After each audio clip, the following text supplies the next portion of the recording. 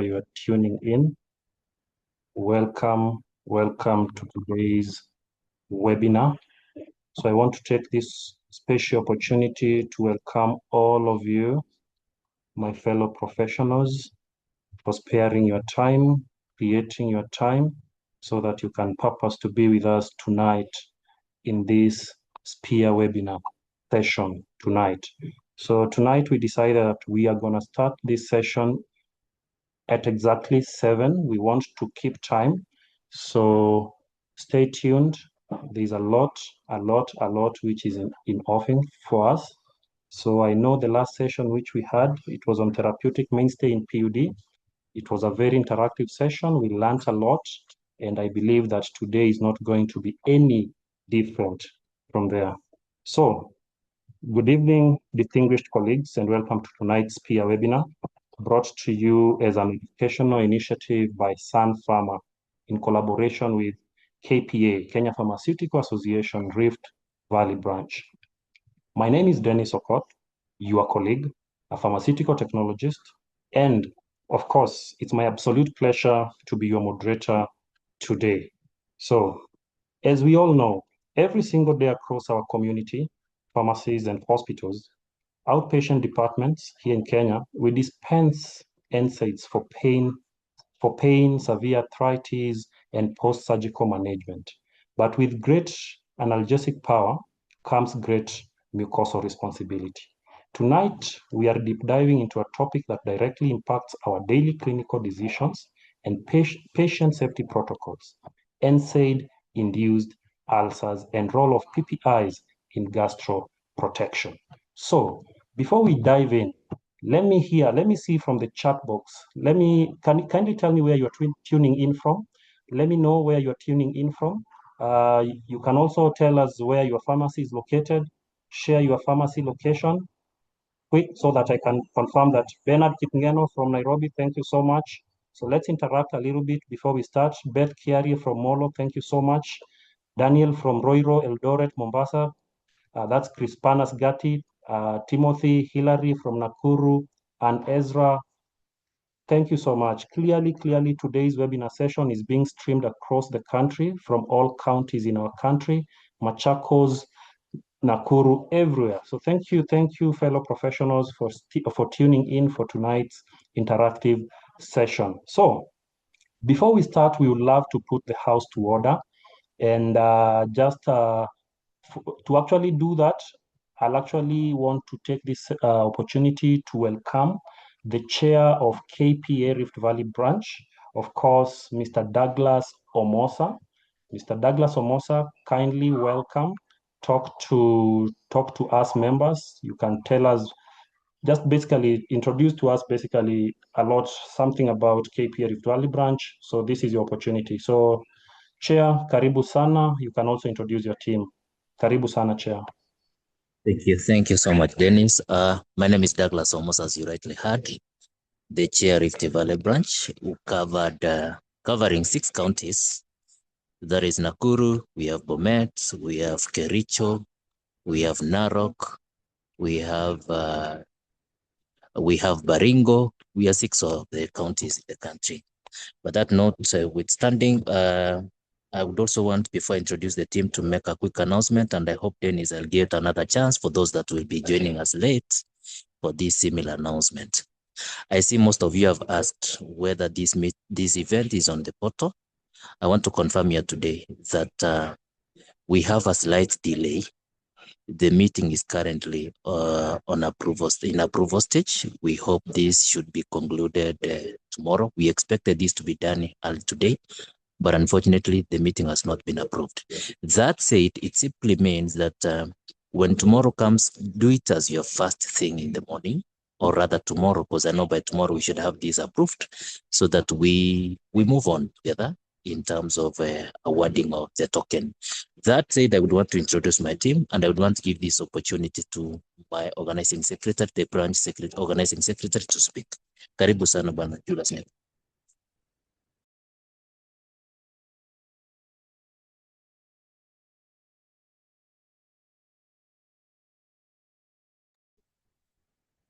Julius, are you able to unmute and speak to your members.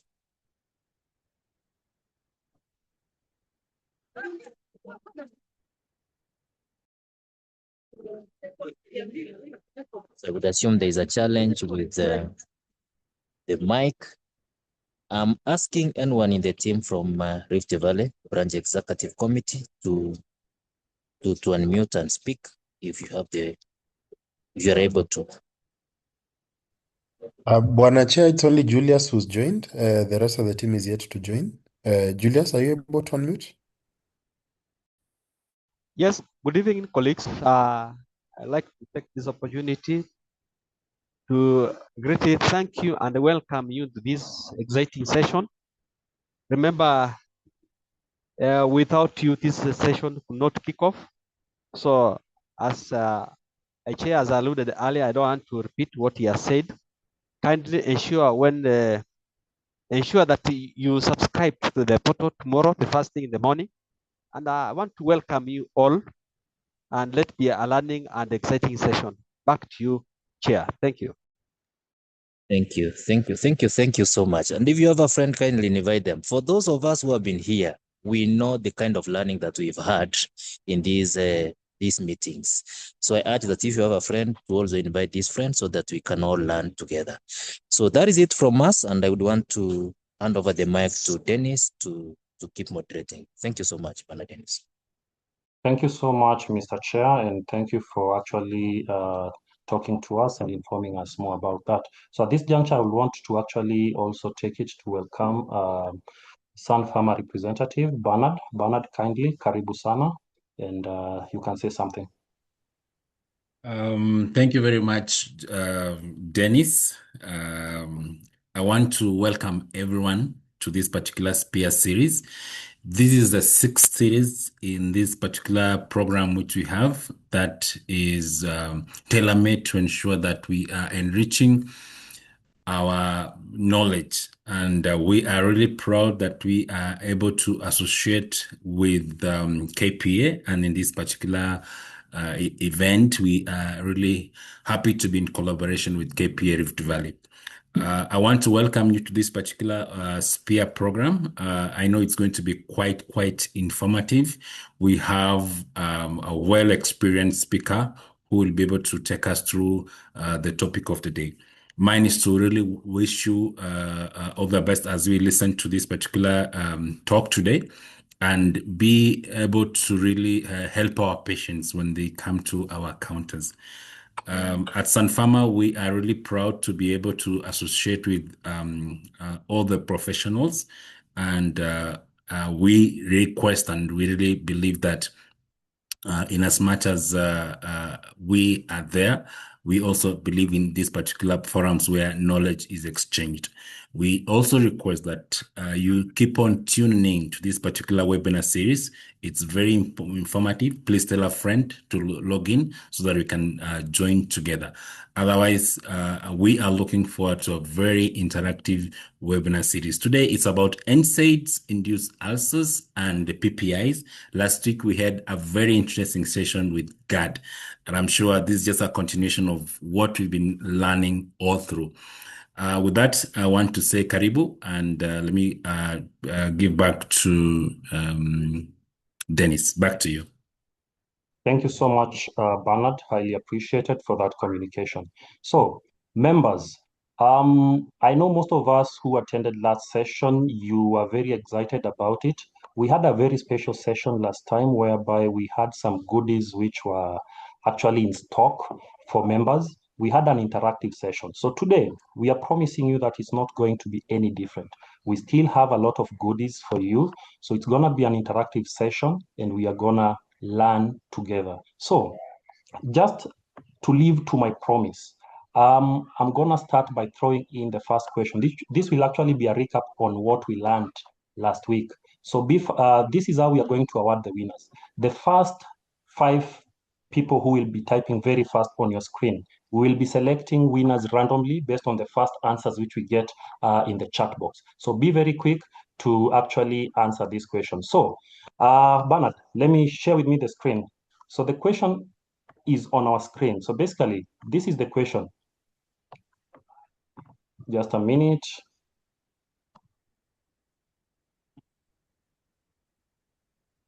Name any two Sun Pharma brands used in the management of GAD. Name any two Sun Pharma brands used in the management of GAD. So let's go. In the chat box, let's get the answers.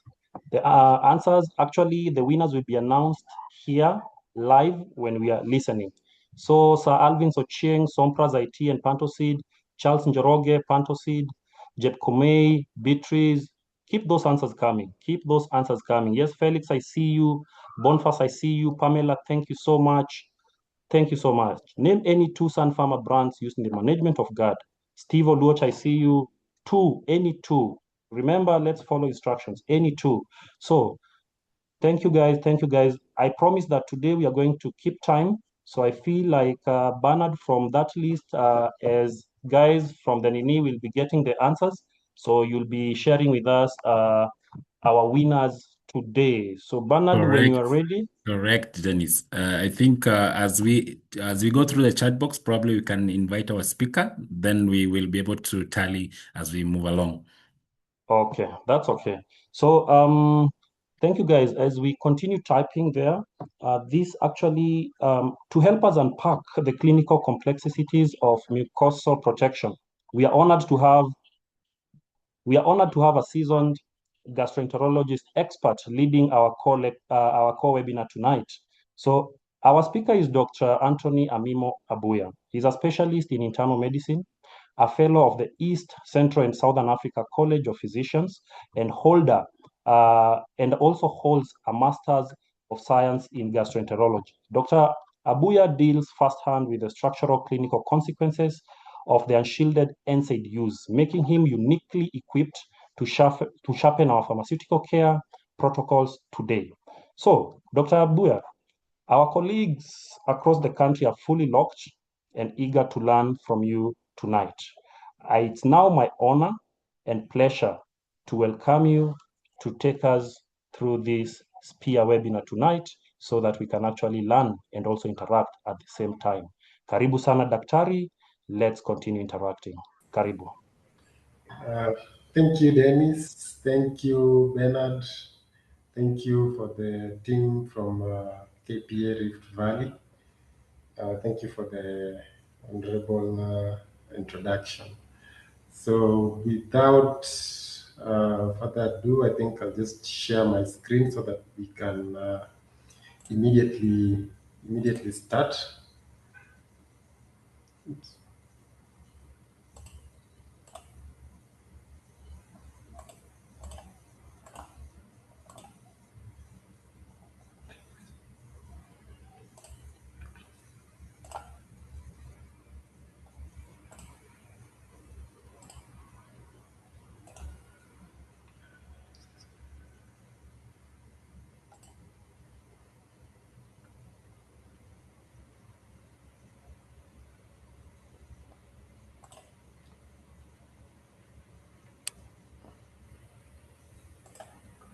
Yes, Are you daktari is able to see my screen? not yet, not yet.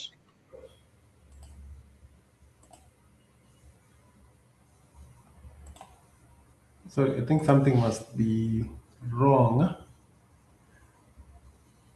It's okay, daktari. You can just as you continue working on the same, I think that we can coordinate with Bernard. Bernard, But if could we you have, kindly project for me the presentation? I think that would be easier because I can't seem to it's find okay. where.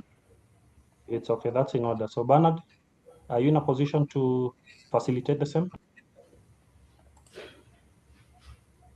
Just sharing the screen right now.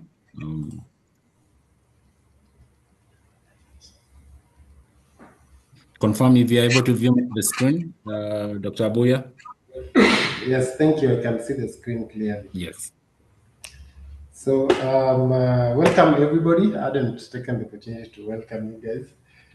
We're going to discuss the prevention and management of NSAID induced gastric effects. As Dennis had said, my name is Dr. Abuya. I'm based in Kisumu. I work at Jaramogi Oginga Odinga Teaching and Referral Hospital. Yes, so the next slide.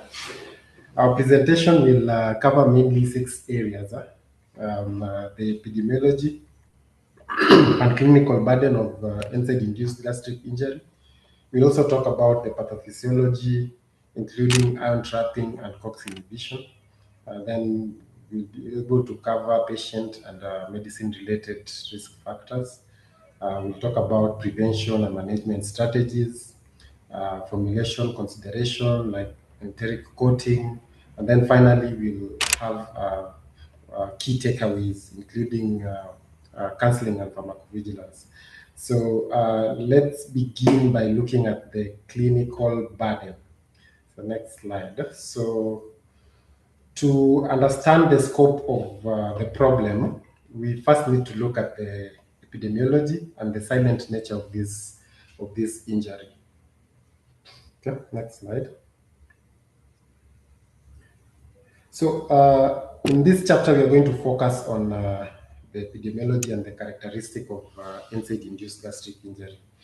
Up to 20% of chronic NSAID users develop gastric ulcers, yet 80% of serious complications usually occur without any prior warning. So looking at the prevalence, 10 to 20% of chronic NSAID users develop gastric ulcers. This risk increases with the dose, duration, and other concurrent risk factors. High dose traditional NSAIDs carry a greater risk than low dose aspirin, though aspirin is not risky. Duodenal ulcers are less common, affecting about 2 to 5% of long-term users, but also remain very clinically significant. Crucially, 80% of patients who experience serious complications have no preceding dyspepsia. This happens because the local anesthetic effect that NSAIDs masks the pain, making proactive protection essential. And then, of course, it is important to note that low-dose aspirin is distinct because it causes irreversible COX-1 acetylation, and we'll talk about this when we are discussing the pathophysiology. And this requires like a separate assessment of risk stratification. To understand the clinical burden, we need to examine the mechanisms behind the damage. Sorry, someone keeps calling me. Let me put my phone on silent.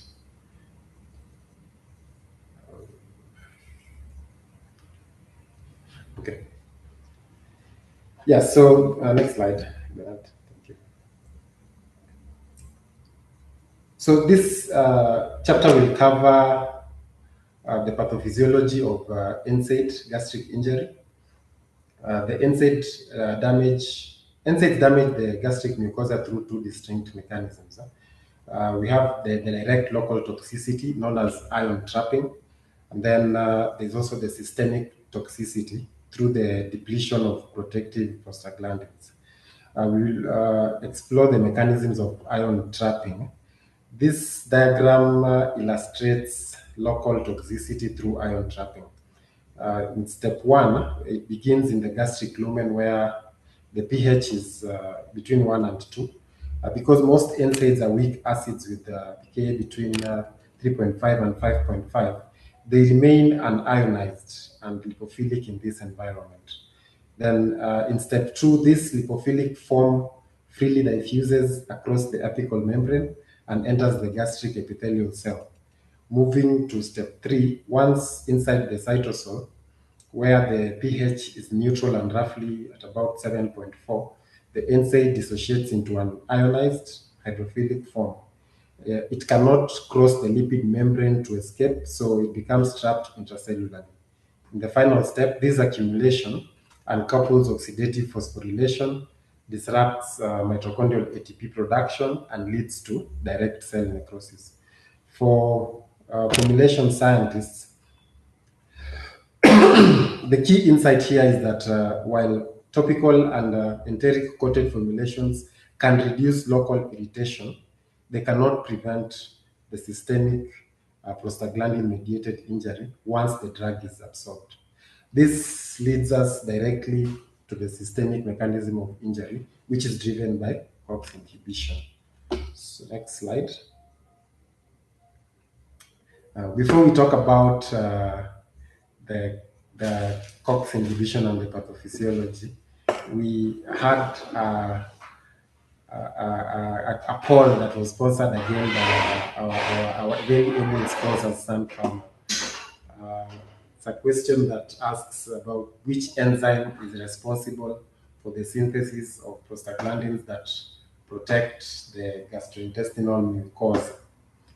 So yeah, you can put your answers in the chat box, and the team from Sun Pharma will be able to tell us who the winners are at the end of this session.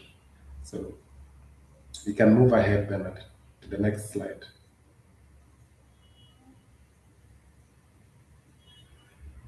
Yes, so systemic toxicity is primarily driven by COX inhibition. COX-1 is constitutively expressed in the gastric mucosa and produces protective prostaglandins that maintain mucus secretion, bicarbonate release, mucosal blood flow, and epithelial cell turnover. NSAID inhibition reduces all these protective functions. Additionally, platelet COX-1 inhibition impairs aggregation. COX-2, while inducible, is also constitutively expressed in the vascular endothelium, where it produces prostacylin. Importantly, COX-2 plays a role in ulcer healing. When protective prostaglandins are depleted, the consequences include reduced mucus and bicarbonate, ischemia from decreased blood flow, and increased leukocyte adherence. Furthermore, inhibiting the COX pathways causes a lipooxygenase shift. Arachidonic acid is shunted to the 5-LOX pathway, increasing leukotriene production. These leukotrienes cause vasoconstriction and leukocyte activation, amplifying mucosal damage and contributing to a dual hit mechanism of injury. What do these cellular mechanisms look like clinically for the patient? You can go to the next slide. So clinically, NSAID toxicity presents across a spectrum. In the upper GI tract, dyspepsia is the most common symptoms, though it is an unreliable warning sign. Patients may develop asymptomatic erosions or deep gastric and duodenal ulcers. These can progress to upper GI bleeding, perforation, and even death. However, it is vital to recognize that toxicity is not limited to the stomach. NSAID enteropathy extends into the lower GI tract, causing small bowel ulceration and characteristic diaphragm disease. Small bowel injury is seen in up to 50 to 70% of chronic users. When assessed by capsule endoscopy, notably, enteric-coated and sustained release formulations may actually increase distal bowel exposure. This represents a significant unmet clinical need, as our current gastroprotective strategies, like PPIs, primarily protect the upper GI tract. To manage these manifestations, we must be able to identify which patients are at the greatest risk. Next slide. So in this chapter, we are going to cover risk factors and stratification, identifying high-risk patients, requiring looking at patient-related factors, medicine-related risks, and synergistic drug interactions. So we categorize risk factors into patient-related and medicine-related groups. Patient factors include age over 65, which increases risk 3 to 4-fold. A prior ulcer history, which is the strongest predictor. Other, other factors include comorbidities like H. pylori infection and concurrent use of certain medication.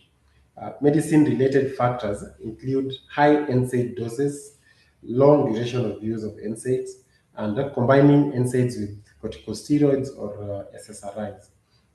Regarding H. pylori, the bacteria and NSAIDs are independent risk factors, but combined, they produce a multiplicative risk. Eradicating H. pylori before chronic NSAID use is ultimately recommended.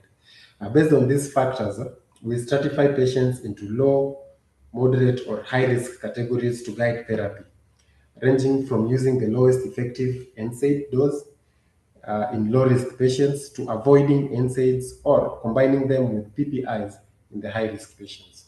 You must always consider both GI and cardiovascular risk factors together. So some of the most critical medicine-related risks involve synergistic drug interactions. So I put up a table about this, and this table highlights interactions that severely amplify bleeding risks. Combining an NSAID with an SSRI impairs platelet aggregation and increases upper GI bleeding risk 2 to 3-fold. When NSAIDs like ibuprofen are mixed with low-dose aspirin, they compete for COX-1 binding, which can interfere with aspirin's cardioprotection while still increasing GI toxicity. If both are needed, aspirin should be taken 2 hours before ibuprofen, though naproxen is generally preferred. Combining NSAIDs with clopidogrel or anticoagulants like warfarin creates a very high risk for major bleeding. NSAIDs should be avoided here if possible. Corticosteroids combined with NSAIDs double the ulcer risk because steroids impair ulcer healing while NSAIDs cause the initial injury. In all these high-risk combinations, if an NSAID is absolutely essential, co-therapy with a PPI is strongly recommended. Understanding these risks brings us to the active prevention and management of NSAID toxicity. Next slide. Yes, so here we are focusing on prevention and management, and we'll discuss gastroprotective strategies, NSAID selection, and the management of H. pylori. We will start by comparing the available gastroprotective agents. So for gastroprotection, PPIs, proton pump inhibitors, or PPIs as regularly called, are the first line and are the gold standard. They are superior to any other that we have out there. They're superior to H2 receptor antagonists for NSAID gastropathy, and they offer convenient once daily dosing and achieve healing rates over 80%. While long-term use requires periodic review, they remain the preferred choice. The H2 receptor antagonists can prevent duodenal ulcers, but standard doses fail to prevent gastric ulcers. While high-dose famotidine can work, tachyphylaxis limits its long-term use. Misoprostol is mechanistically the ideal agent because it directly replaces depleted prostaglandins and is highly effective. However, it is limited by dose-dependent diarrhea affecting up to 30% of patients, and it's 4 times daily dosing leads to poor compliance. Plus, also, we know how the side effects of misoprostol have now been effectively been put to use in other conditions. Ultimately, PPIs provide the best clinical balance of efficacy and tolerability. Aside from adding a protective agent, we can also modify our NSAID selection. Next slide. Selecting a COX-2 specific agent offers significant benefits, reducing symptomatic ulcers by 50 to 60% because it spares gastric COX-1. However, this comes with a severe cardiovascular trade-off. Inhibiting COX-2 blocks the production of vascular prostacyclin, while leaving COX-1 derived thromboxane unchecked. This shifts the balance towards thrombosis. For clinical decisions, we use a framework balancing these risks. A patient with low GI and low cardiovascular risk can use an unselective NSAID. If GI risk is high, but cardiovascular risk is low, a COX-2 selective agent or an unselective NSAID with a PPI is appropriate. If cardiovascular risk is high, naproxen with a PPI is preferred due to naproxen's safer cardiovascular profile. For patients high in both risk categories, NSAIDs should be avoided if possible. Crucially, COX-2 selective agents should never be used in patients with established cardiovascular disease or high cardiovascular risk. Another critical factor in ulcer prevention is management of H. pylori, which, next slide.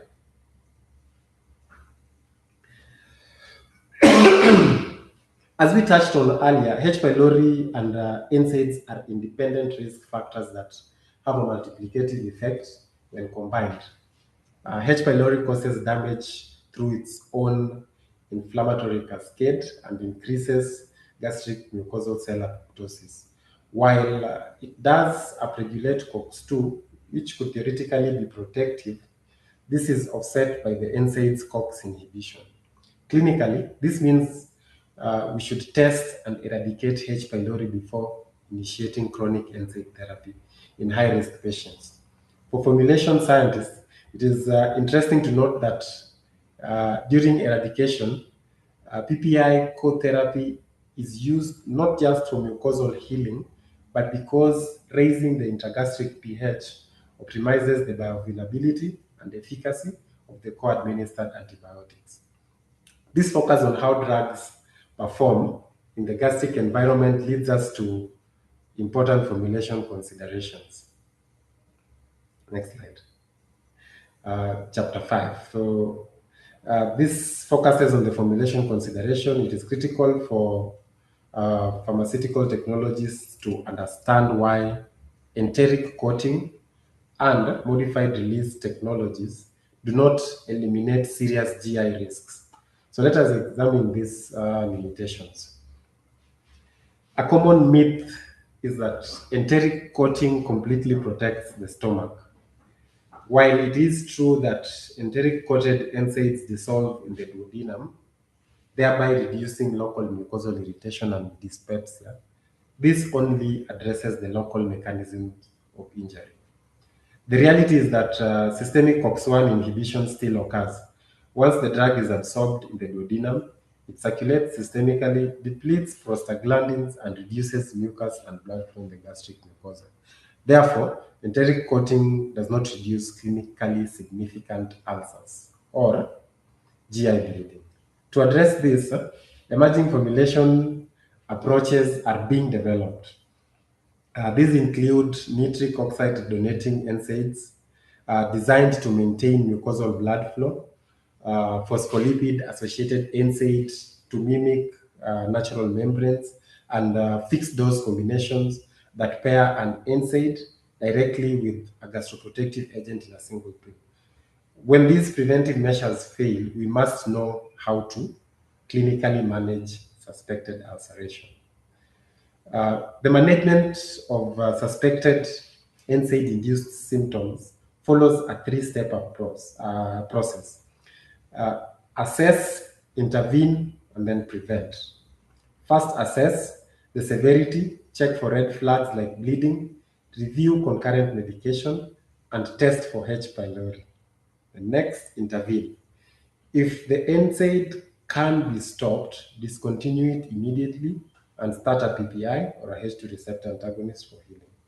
If the NSAID must be continued, switch to the lowest effective dose and make PPI co-therapy mandatory. Finally, focus on prevention for the future. Use prophylactic PPI for high-risk patients. Misoprostol if PPIs are contraindicated. Eradicate H. pylori if it is present, and regularly review the ongoing clinical need of the NSAIDs. This active management relies heavily on good clinical practice and clear patient communication. Next slide.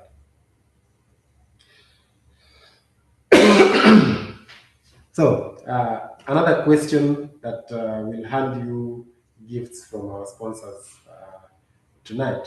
So, The question, guys, again, guys, you can just put your answers in the chat box, and the Sun Farmer team will be able to choose winners amongst all that are listening. So the question is, PPIs inhibit gastric acid secretion, increases intragastric pH, hence reduces NSAID induced toxicity.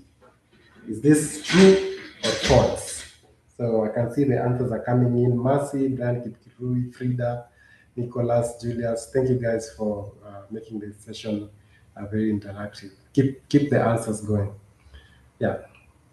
So the correct answer is that's a true statement.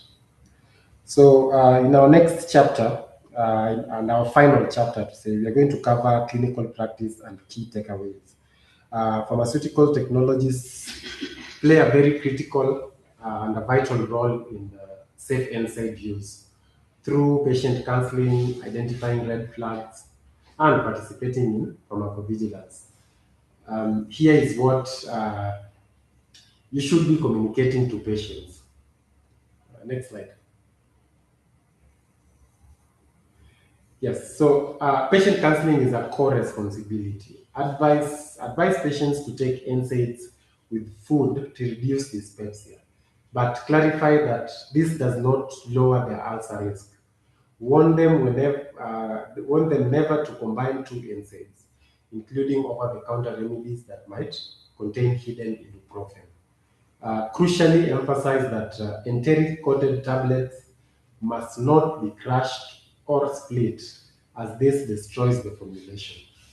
At the point of dispensing, technologists should verify PPI co-prescriptions for high-risk patients and check for dangerous interactions with SSRIs, steroids, and anticoagulants. During medication reviews, assess if the dose can be reduced and document any GI symptoms to support pharmacovigilance reporting.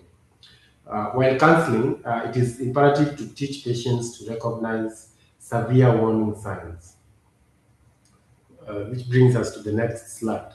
So patients must, and I say this in capital, patients must be educated on the red flags that require urgent review.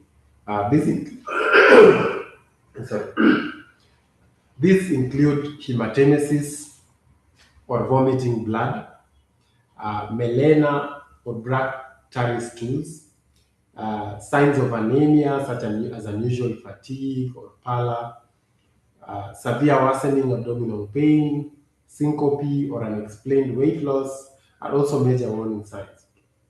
If any of these occur, the immediate actions are clear. The patient must stop the NSAID immediately and seek urgent emergency medical attention. The drugs should not be restarted without a proper review, and the adverse event must be documented and reported through the pharmacovigilance system. So I think let us summarize the most important points from today's presentation, which are the key takeaways. So next slide.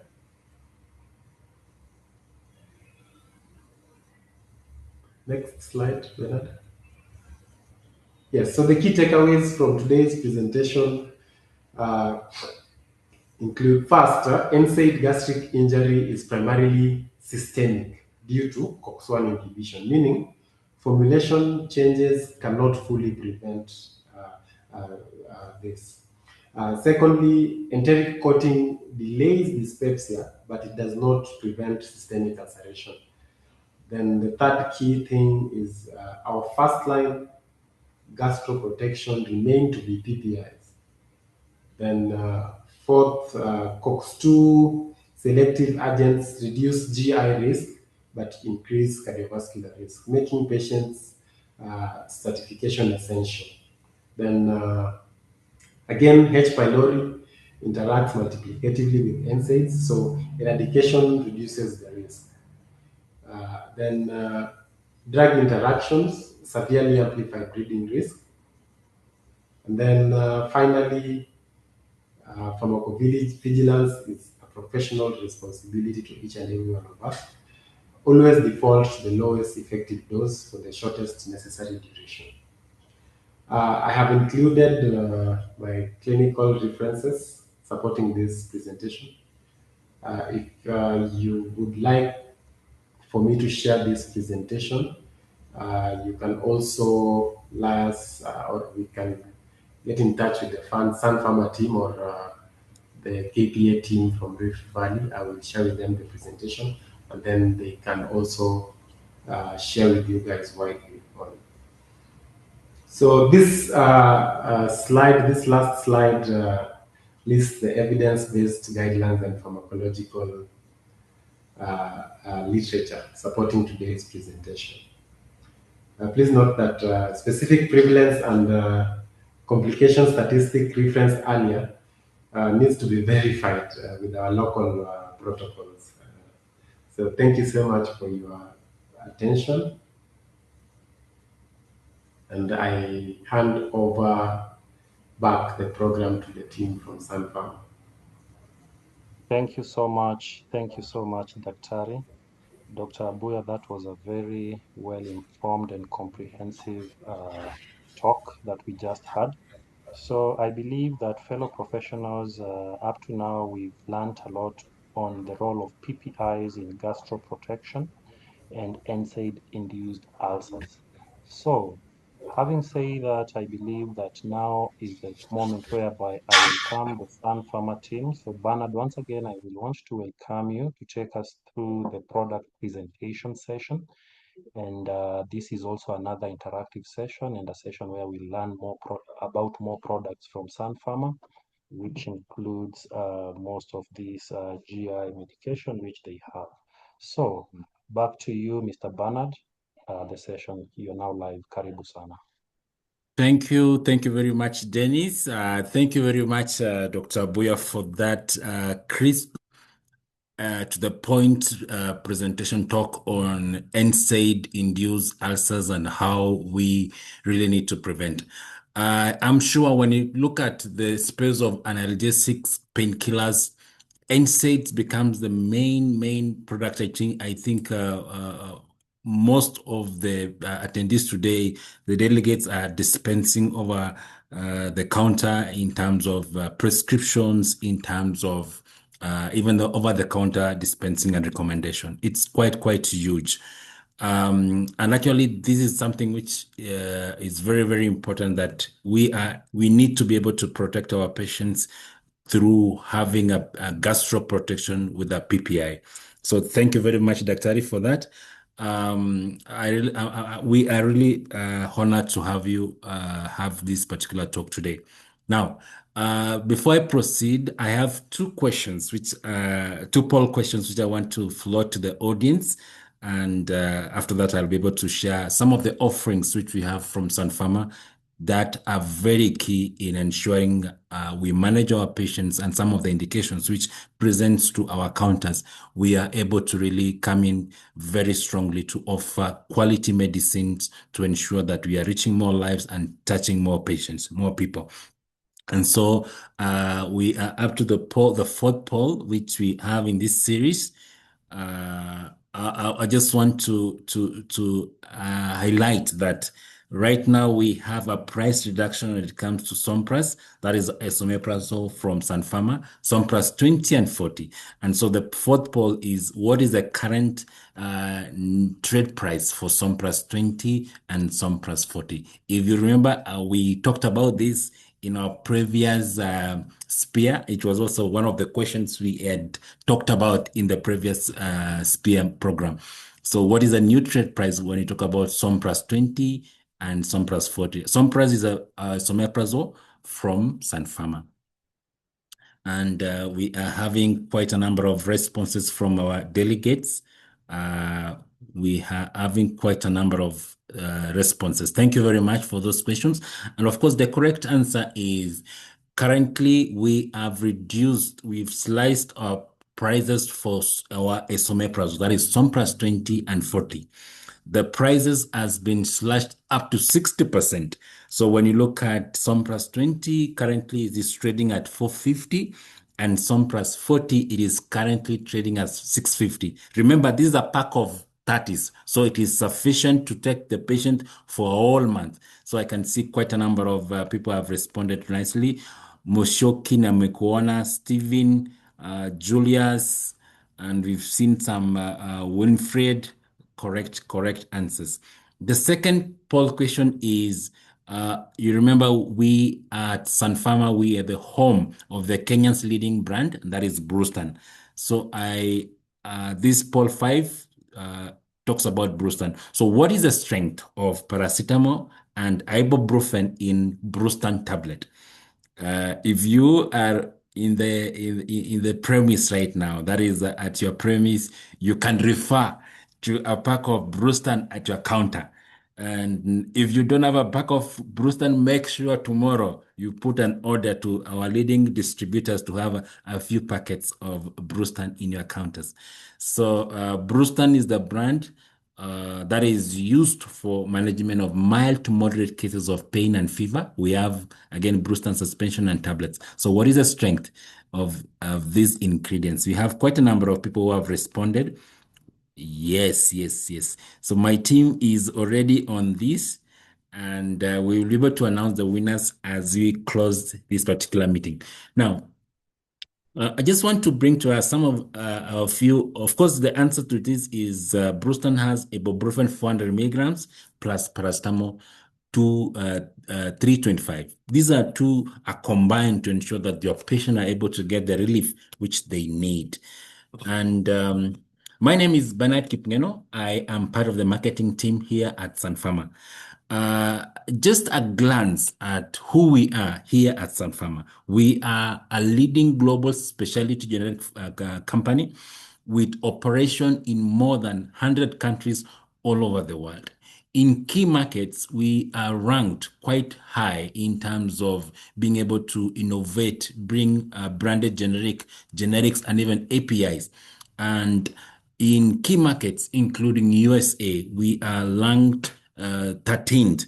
And in India, we are the largest leading pharma company in India. In emerging markets, that is Africa and some of the countries, we are present in more than 80 countries. And so you can see how wide we are able to ensure that we are reaching more patients across the globe. Sun Pharma Kenya is the home of Kenyan leading brands, and we have Ranfron, that is a family blood builder. We also have Brustan, our brand of ibuprofen plus paracetamol. We have this brand, and I want to say thank you very much for trusting and passing the benefits of these key brands to your patients each time you present. Here at Sun Pharma Kenya, we are reaching people and we are touching lives. We've been in operations in the country for more than 3 decades, and that is, we started operations in 1993. So we've been quite around to ensure that more patients are really benefiting from our brands. At a glance, who we are here at Sun Pharma Kenya, we are the ranked fifth in pharmaceutical market, and amongst the top 10, which are growing quite high. In different segment, we also ranked quite high in different therapeutic segment, including psychiatry, neurology. We also ranked 3rd in cardiology. And in Kenya, we are present in more than 13 therapeutic segments. So that is how our strength here as Sun Pharma is. We are not only having this medicine, but of course, we are also ensuring that we are also contributing in our own way to ensure that we enrich life, we touch lives. And so through our various initiatives, and we have this one, which is reaching quite a number of patients, which is Anemia Free Africa. It's our own initiative to ensure that more of our sisters, our brothers, our mothers are living anemia free. And so with this particular initiative of Anemia Free Africa, we've conducted camps, and over the last year, we've diagnosed more than 23,000 patients who really benefited with free medications. We also have Live Well epilepsy kits, which we are passing to patients who are diagnosed with epilepsy. So we are actually reaching lives, touching people and reaching people and touching lives.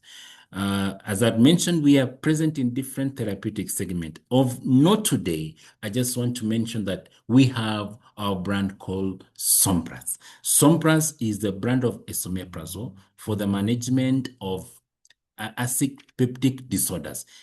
And it is a smart choice when you are considering to dispense and even prescribe for your patients for superior acid control. Why Sompras is looking at the trust which is being accorded globally. We are present in more than 23 countries across the globe with more than almost 1 million patients on a daily basis are using and trusting Sompras. So that is the trust which we have on a daily basis to ensure that your patients are able to live a better quality of life because of the superior acid control. Why Sompras? Why will you recommend Sompras to your patient? It provides a smart choice for maintaining the acid above 4, the intergastric pH above 4 longer compared to other PPIs. And of course, it is a smart choice when it comes to management of heartburn and reflux. Today, we've talked about a very, very important indication when you talk about NSAID induced ulcers and how to prevent it. And of course, we are presenting to you Sompras, our brand of esomeprazole 20 and 40, to ensure that for patients who present with this kind of ulceration, esomeprazole that is available in Sompras is able to provide a superior and significant prevention of ulcers recurrence in NSAID users. So that is the benefit we are offering with Sompras. And of course, also when you look at the other group of patients who present with GERD and they're using Sompras, that is esomeprazole from Sun Pharma, they actually benefit in terms of they see a significant improvement in GERD-related esophageal symptoms. And this includes the hoarseness of sound, the coughing, the gagging, and even wheezing as a result of acid reflux. So these patients are able to get quite relief. Esomeprazole 20 mg and 40 mg. Dr. has mentioned that for patients who you want to maintain for gastroprotection, use the lowest available dosing for PPI. So from this particular study, both esomeprazole 40 mg and esomeprazole 20 mg is able to maintain higher healing rates, especially when you're looking at erosive GERD. So higher healing rates when it comes to both strengths. So comfortably for gastroprotection, you can still recommend esomeprazole, Sompras 20 mg, just to maintain those patients. And of course, we've seen that there's a big relief for your patients with smarter saving up to 50% in terms of cost of therapy, which is less saving for your patients. So they benefit, and of course, without really affecting their pockets. So that is a cost benefit which we are offering with Sompras 20 and Sompras 40 mg. A couple of patients then will also benefit with an addition of a prokinetic. And so we present Sompras IT in the management of GERD, functional dyspepsia, and gastroparesis.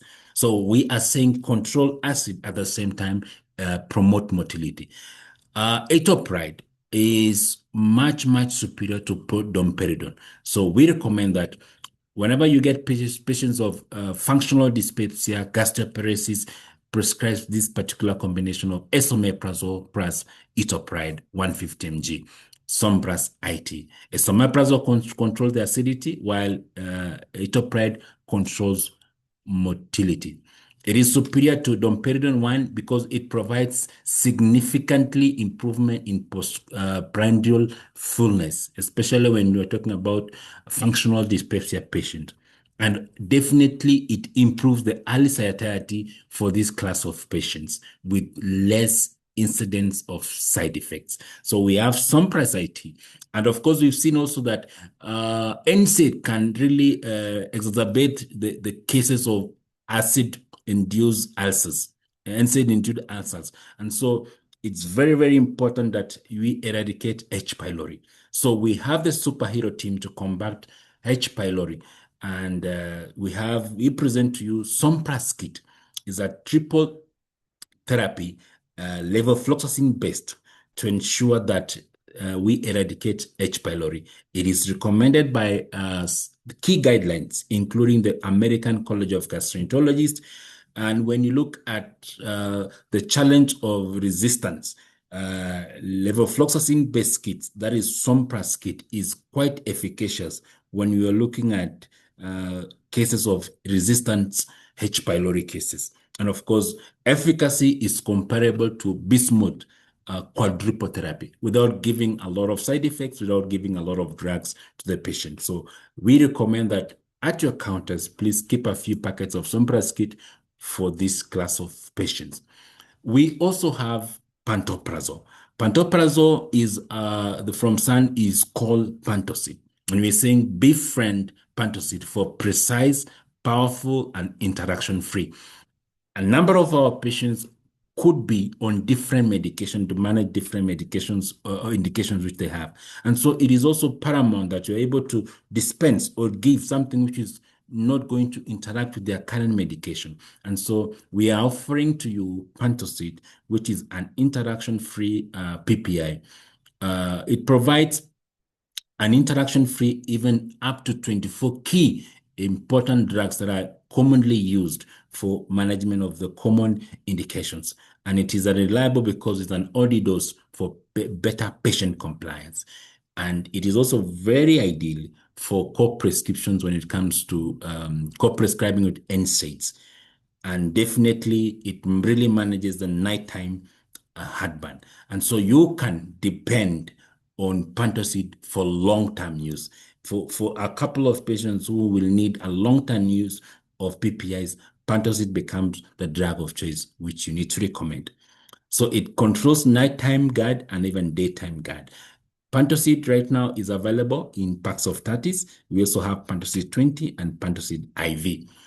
I just want to mention our legacy brand, Brustan, that is combination of ibuprofen plus paracetamol, that is combined to combat fever and pain. Patients will get to live in the first 23 minutes. And we are talking about body aches, fever, headaches, menstrual pain, dental pain, and even joint pain. We have the syrup. So there's a suspension that is ibuprofen 100 mg plus paracetamol 125 in 5 ml. It offers better patient compliance, especially when you're looking at the young ones. They need something which is palatable, something which is tolerable for the babies. And so Brustan becomes a drug of choice for you. And of course, when you look at and compare it with the monotherapy of ibuprofen or paracetamol alone, combination actually provides faster clearance of fever. And so I recommend that you keep Brustan at your counters and recommend it. Let your patient benefit with Brustan suspension and Brustan tablets. You also have the family blood builder, Ranferon. For kids who presents with iron deficiency anemia, we have the Ranferon suspension. Anemia actually impacts the quality of life and development of babies. So it is very, very paramount that you're able to supplement their iron needs. And when you look at Ranferon syrup, it provides the highest elemental iron, up to 41 milligrams per 5 ml. And of course, the dosaging is 1 to 2 capsules per day. When you look at expectant mothers, it's also very important that you're able to maintain their iron stores. And so recommend Ranferon, Hematinic from Sun, that is syrup and capsules, to ensure that you are maintaining the iron stores and iron needs for the mother, for the baby, across all trimester of the journey of expectancy or pregnancy. So from the first trimester to the last trimester and even the postpartum, very, very important that you need to be able to supplement. Each capsule of Ranferon has 100 milligrams of elemental iron. And the dosaging is 1 to 2, depending on the iron levels of the mother. And finally, of course, we are saying definitely it is a family blood builder. It can be used by the elderly, it can be used by the parents, it can be used by the kids, and even the infants. Definitely the family will benefit with Ranferon. We also have Volini for management of low back pain, joint pain, muscle pain, and strain. With Volini, your patient can get relief in 2 minutes. It is powered by diclofenac, linseed oil, resin menthol, and methylene salicylate. All these are to ensure that your patient are able to get relief faster. We will not want to finish this particular talk without mentioning that we have actually considered that our patient really need some discount. And so our products, that is Brustan suspension, Brustan tablets, Ranferon caps, and Ranferon syrup, we've reduced the prices up to 18%. Volini gel, we've reduced up to 21%. So these prices, kindly we recommend and we request that you also pass the benefit to the patient so that they also benefit with this price reduction. We are providing quality medicine at accessible prices. Of course, we've talked about Sombra's price reduction up to 59%. And definitely, this brings us to the last 3 questions, which I want us to talk about, the poll. And so poll number 6 is, we've talked about Ranferon, and we are talking about capsule. What is the amount of elemental iron in Ranferon capsule? What is the amount of elemental iron in Ranferon capsule? If you can get some answers coming, we've seen yes, Paul Mbithi, Rebecca Nakuona. This is Ranferon capsules. Okay, Justo, Timothy. Okay, good. I can see some quite a number of us are still with us. And the correct answer for this particular poll question is Ranferon capsule has the highest elemental iron, and that is 100 milligrams per capsule of elemental iron. So that is the amount of iron which you'll be giving to your patients whenever you recommend Ranferon capsule, the highest amount, as recommended by WHO. And the last but not the least question is mention the ingredients of Sombra's kit that is used in the management of H. pylori infections. The ingredients of Sombra's kit, if you remember, we've talked about this. What are the ingredients of this?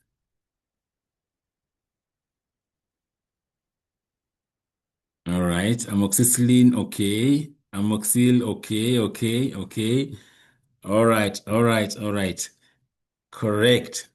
So the correct answer is esomeprazole 20 mg, levofloxacin 500 mg, and amoxicillin 1 gram. So that is the correct answer. And lastly, the last question of tonight is Volini gel is used in the management of what?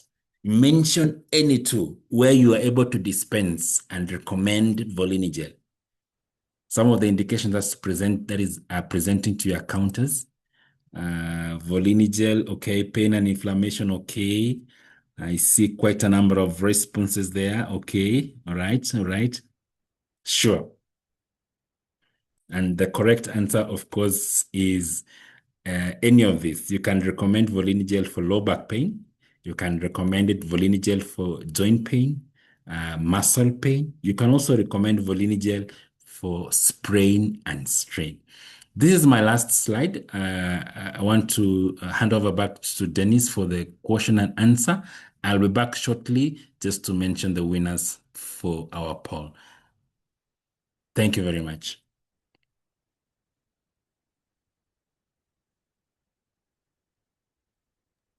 Thank you so much. Bernard Kipngeno. That was a very comprehensive presentation on the brand products of Sun Pharma. So, dear members, let's continue supporting Sun Pharma with their brand products. Of course, we've seen they have Sompras, both the 20 and the 40 mg, the Sompras kit, Pantoseed, Etopride.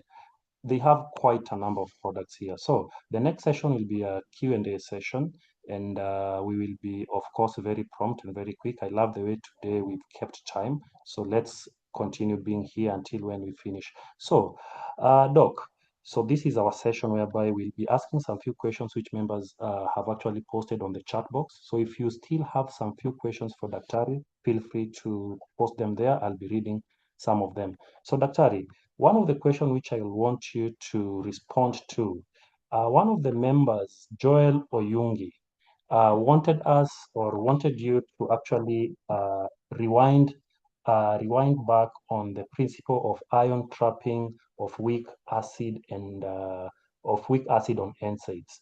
So kindly recap on that so that Joel Oyungi can understand what the ionized and the ionized effect of NSAIDs, what happens in actually in the stomach. Karibu Daktari.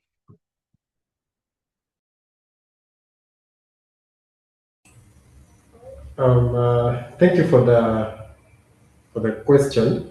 I think just a recap of what I had said. Like there are 4 steps to this toxicity that happens through ion trapping. And as I said, step 1 is which begins in the gastric lumen. Most NSAIDs they are unionized and lipophilic in this environment. Okay? Because the pKa is between 3.5 to 5.5 thereabout, but the gastric pH is 1 to 2. So then in the second step, this lipophilic form diffuses to the apical membranes and enters the gastric epithelium, gastric epithelial cells. Then in the third step, we have that because the pH inside the cytosol is neutral, the NSAID dissociates into now the ionized form, the ionized and hydrophilic form, and this in this form it is not able to cross the lipid membrane to escape, and then it is trapped inside the cell, and then because of that, the accumulation uncouples some disruption in the mitochondrial production, and then leads to direct cell necrosis. I don't know if that answers. I think it was just more of a clarification than a question. That is well clarified, Daktari. So there is also a question from one of the members, Anne Mungai, and this question has been repeated across by many members. So there seems to be a concern which we will want you to clarify. So Anne Mungai was concerned about the IV NSAIDs, whether they have the same effect as orals when taken. So the concern I think which the member has is as to whether the IV NSAIDs are safer to the mucosal as opposed to the orals or not. So kindly clarify on that. Yeah, and I think I answered the question in the chat. Well, the route of administration doesn't really affect. Remember, we said that the effect is a systemic effect because of that COX-1 inhibition. So whether the medication is given orally or IV or intramuscular, because there's someone else who asked about IM. So the effect is systemic. So it doesn't matter the route of administration. It doesn't reduce the risk. The route of administration does not reduce the risk. Thank you so much, Daktari. I think that is well answered. Then there's another member by the name of Donald. Donald was actually concerned since during the presentation on the synergistic drug interactions, you actually mentioned that when we combine NSAIDs with corticosteroids like maybe prednisolone, they are not recommended because they actually reduces the mucus concentration within the lining. So his question basically was, does long-term use of prednisolone as a standalone without combining it with NSAID, can it actually trigger ulceration in the mucosal wall? So steroids alone are not known to cause ulcers, and they're not initiators of the formation of the ulcer, but they're excellent promoters, if I can say that. So without an NSAID to actually cause the initial mucosal break, prednisone on its own is not known to cause ulcers. So I don't think there's any need for routine prophylaxis of Thank you with so PPI much. I think, for patients who are on prednisone on long term. okay. Thank you, Daktari. That is well answered. So Robert Odhiambo from Kitale is actually asking, when should a patient taking NSAIDs be prescribed PPIs prophylactically? At what juncture? So can you kindly expound on that? I think we covered this quite extensively and comprehensively in one of the slides that I talked about with the risk factors. So PPIs and NSAIDs are not always given concurrently. Okay? So there's that risk stratification that I talked about. Age, if a patient has had ulcers before, such things. So you risk stratify these patients. If they are moderate or high risk, that's when you co-prescribe PPIs with NSAIDs. But if it is just someone who is taking an NSAID for a weekend headache, I don't think they need to take PPIs with that.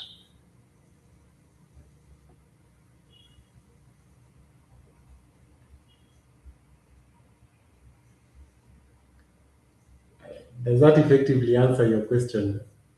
I believe that has answered the question very well, Daktari.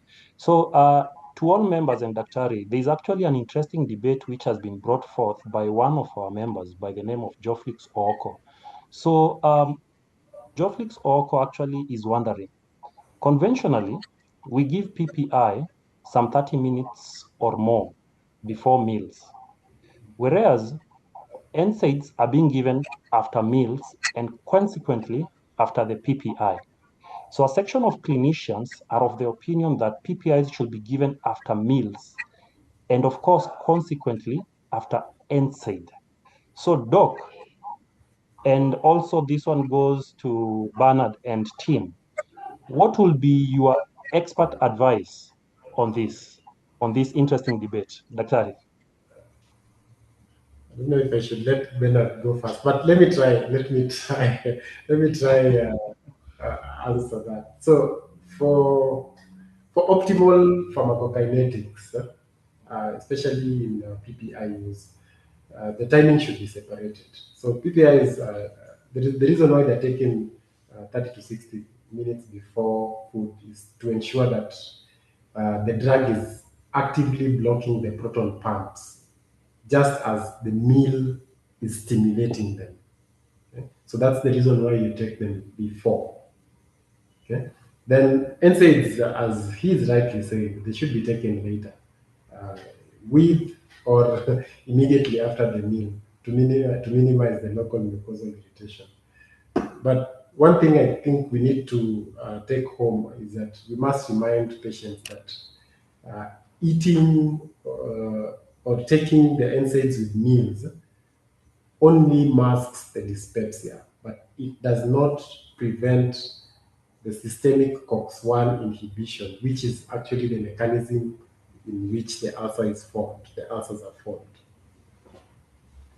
I don't know what Bernard, what opinion Bernard has on that debate. Bernard Karibu. Yeah. Thank you very much, Dr. on that. Yes, as rightly mentioned, the recommendation which we are giving is 30 minutes before food. That is the right time to use a PPI.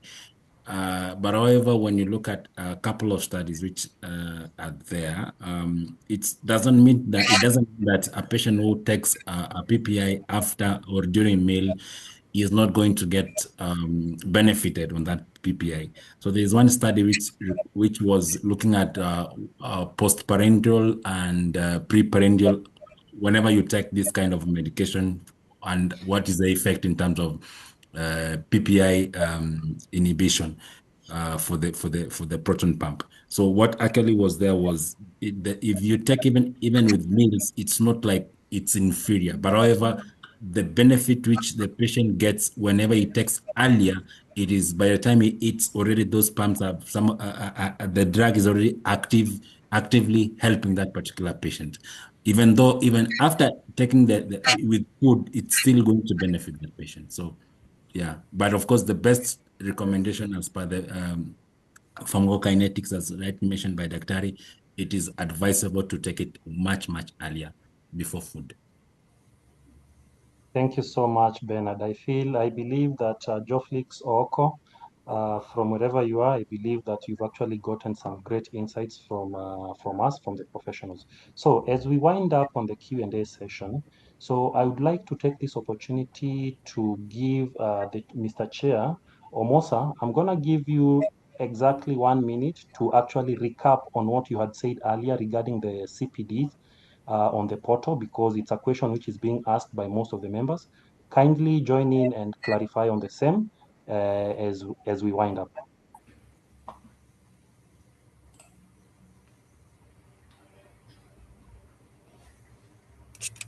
Mosa, are you there? It's okay. So if Omosa is not there, maybe allow me to take up what he had actually said previously was, yes, the event was registered. Probably, Bernard, not Bernard, Yes, but yes. Dennis. Yes. Probably I take up from what Omosa was to say. Okay, Julius. That ensure that for you to get to your CBD points, you have to attend 30 minutes maximum. At the same time, remember when it appears on the portal, remember to subscribe. Also remember the grace period is 7 days. From there, there has been nothing, no points will be awarded. Thank you. Back to you, Danish. Thank you so much. So 2 more sessions, then we are done. So Bernard, I would want to welcome you before I wind up to give us, do you have the list of the winners with you on standby so that you can actually... Yes. I just wanted to announce the winners because I think already my colleagues have already done that checking Okay, through. Yes. kindly give us that, then So we can wind up. very quickly, I want to announce the poll. The first question was any Sun Pharma brand that is used in management of GAD. We have Timothy Sipila, Bones Cherono, David Keegan, and we also have Rose Modoka and Miriam Wairimu are the winners of the first poll. The second question was about which enzyme that is responsible in inhibition or in the synthesis of prostaglandins, and also that is very important in gastrointestinal mucosa. That is COX-1, and we have Crispina's Gaida, we have Winfred Momund, we have Robert Odhiambo, we have Kelvin Muridhi and Brian Kipkuri, who got the right answers on that. The third question is a true or false, that as PPIs inhibit gastric secretion. And the winners for this as a true was Robert Ogada. We have Julius Mwaura, Barnabas Aduda, and then we have Rose Mudoka and Evans Wambua. The fourth question was, what is the trade price for Sombras 20 and 40 mg? And the correct answer we got from David Keegan, Julius Moura, Crispinas Gada, Winfred Momond, Kennedy Kiptum. The fifth question is talking about the strength of ibuprofen and paracetamol in Brewston. And the correct answer was shared by Alvinas Ochieng, Cynthia Salasin, Jacqueline Jepkemboy. We have Julius Njoroge and John Zuki. The sixth question that talks about elemental iron in Ranferon capsule. You saw that it is 100 per capsule of elemental iron. And we have Mary Njoroge, we have Frida Nyaora, we have Josephine Miruki, we have Willie Lokawa, and Alvinas Ochieng. And poll number 7, which was talking about the ingredients of Sompras kit in the management of H. pylori, we have Timothy Isipila, we have Paul Mbidhi, we have Moses Kadima, Charles Njoroge, and Josephine Nyiriki.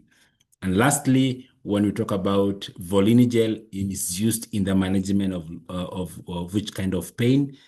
We got the first people. The answers, all of them are correct, but the first 5 include James Ayonya, Timothy Esipila, Sylvester Kalari. We have Robert Ogada and Rose Munyala. So that marks the end of our 8 poll questions with 40 winners for today's SPEAR program. Congratulations to all winners. All of us had correct answers as far as all these poll questions are concerned, but I think these are the first people who managed to put their choices and the answers on the chat box. Thank you very much. What I think I will not have another chance to close. I just want to make my closing remarks. What we really appreciate is the partnership. And again, what we are really requesting that whenever you get these indications at your counters, please remember to recommend Brustan, Ranferon, Volini, Sombras. Again, if you don't have any of these, please we are available in most of the leading distributors across the country. Kindly put your orders and you'll be supplied all of these brands to your counters. Pass this benefit of price reduction from Sombras, Volini, Ranferon, Brustan to your patient. Other than that, I want to really appreciate, thank you to the speaker, thank you to Dennis, and thank you to the association for giving us, allowing us to collaborate in this particular webinar. And thank you very much. Over to you, Dennis. Thank you so much once again, Mr. Bernard. As we bring this incredible enriching session to a close, I want to express my deepest gratitude to everyone who made tonight a resounding success. First, a special thank you to our expert speaker, Dr. Anthony Amimo Abuya, for generously sharing his profound gastroenterological insights and giving us practical, actionable tools to improve patient outcomes on the pharmacy floor. We also extend our sincere appreciation to our sponsor, Sun Pharma, for their steadfast commitment to continuing medical education through the SPEAR programs. As just to reiterate, today was our sixth SPEAR program. Under this umbrella framework and for supporting crucial clinical options like all the medications that we've discussed today, Etopride, Sompras, Pantocid, Volini, Ranferon, and everything under their brand. So and also I want to give a big thank you to KPA, Kenya Pharmaceutical Association Rift Valley branch, for their collaborative excellence in organizing and accrediting this platform, ensuring that our professional continues to advance its clinical roles seamlessly. Finally, to our incredible audience, you and me and all of us, thank you so much for sparing your time, for your vibrant engagement in the chat, and your dedication to evidence-based practice. I want to confirm and to tell all of us from the bottom of my heart, I appreciate you and thank you for sparing your time to learn. They say that education is continuous, and any time that SPEAR will be organizing such events through KPA, we will always be here ready to learn. So thank you all. Have a wonderful evening, and let's keep practicing with clinical experience. Asanteni sana, na tukumbuke kustock Sun Pharma products in our shelves. Brustan, Ranferon, Sompras, Etopride, Pantocid, the Sompras 40 and 20 kits zenye price zao zimekuwa reduced. Let's do that as we also support their business when they're supporting us to continue having this continuous medical education. So until next time, when we will be having our 7th session, thank you so much and have a good night as we also continue to enjoy World Cup. Kwaherini. Have a good one. Good night.